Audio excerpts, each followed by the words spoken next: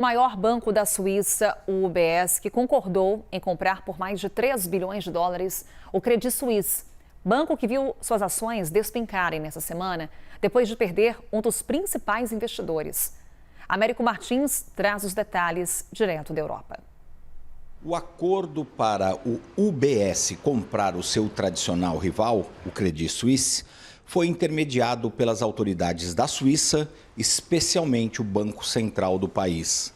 Trata-se de um acordo de resgate de emergência que é destinado a conter o pânico do mercado financeiro que foi desencadeado pela falência de 2 bancos americanos no início do mês, o Banco do Vale do Silício e o Signature Bank. O Banco Central da Suíça soltou uma nota neste domingo confirmando que o UBS anunciou hoje a aquisição do Credit Suisse.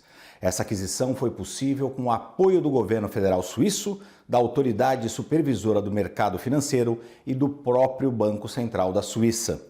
O banco afirmou ainda no comunicado que o resgate asseguraria a estabilidade financeira e protegeria a economia da Suíça. O Credit Suisse vinha perdendo a confiança de investidores e clientes há anos. Em 2022, registrou sua pior perda desde a crise financeira global de 2008. Mas a desconfiança desmoronou na semana passada, depois que o banco reconheceu uma fraqueza material em sua contabilidade. As ações do banco caíram 25% na semana e um empréstimo de emergência do Banco Central da Suíça não conseguiu estancar o sangramento. Desesperados para evitar que o colapso se espalhasse pelo sistema financeiro global, as autoridades suíças pressionaram fortemente por um resgate do setor privado, enquanto consideravam um plano B, que seria uma estatização total ou parcial do Credit Suisse. E neste domingo, o UBS confirmou que concordou em comprar o rival. Américo Martins, da Europa, para a CNN Brasil.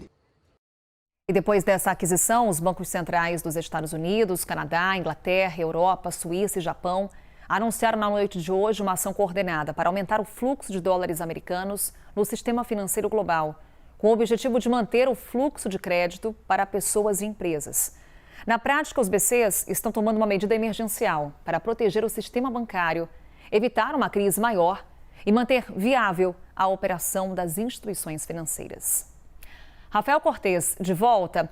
Rafael, as ações adotadas até aqui, principalmente pelos bancos centrais, elas são suficientes para controlar esse pânico do mercado relatado pelo Américo Martins?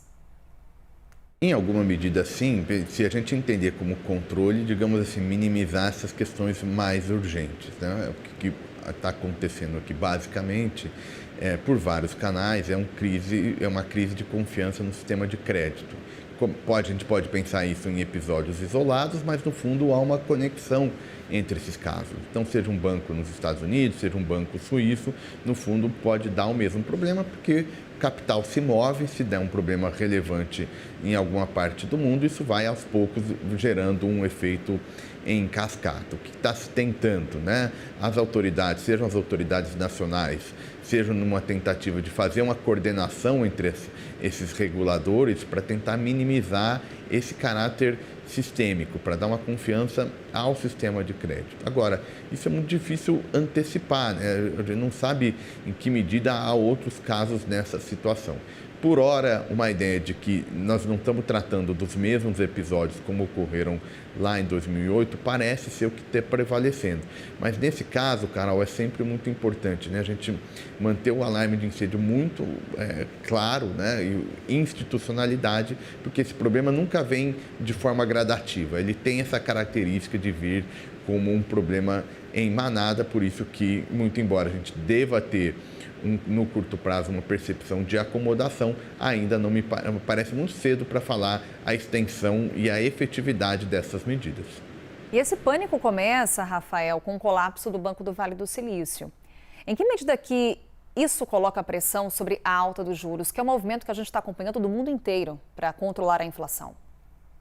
Coloca pressão por 2 canais, né? Com juros mais altos, né? O valor de determinados títulos, né, dos ativos desse banco tudo mais constante tende a diminuir. O juro mais alto também, do ponto de vista do tomador de crédito, dificulta a vida. Quando se tem uma percepção de crise de confiança com o juro alto, né, a tendência é que o custo seja maior. Então, aqui e acolá se tem uma pressão para essa estabilidade nas taxas ou, eventualmente, redução, justamente para minimizar essa sangria. Qual que é o problema com isso, né? Juros não serve só para isso, né? Para essa questão regulatória. Juros também tem um impacto na condução da política monetária. Então, os países, sobretudo as economias avançadas, estão lidando nesse momento com um quadro de inflação muito alto.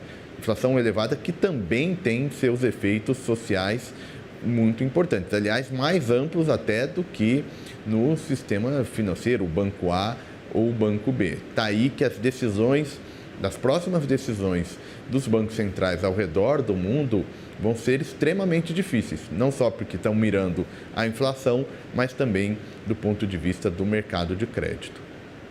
Rafael Cortes, cientista político, professor do IDP e também sócio da Tendências Consultoria, nosso parceiro aqui de CNN. Rafael, mais uma vez, obrigada por estar conosco nessa edição. Um ótimo domingo, uma boa noite. Boa noite, Carol. Boa noite a todo mundo que está ouvindo e acompanhando o Prime Time. Foi um prazer estar com vocês esse domingo. Espero uma próxima oportunidade. Até uma próxima.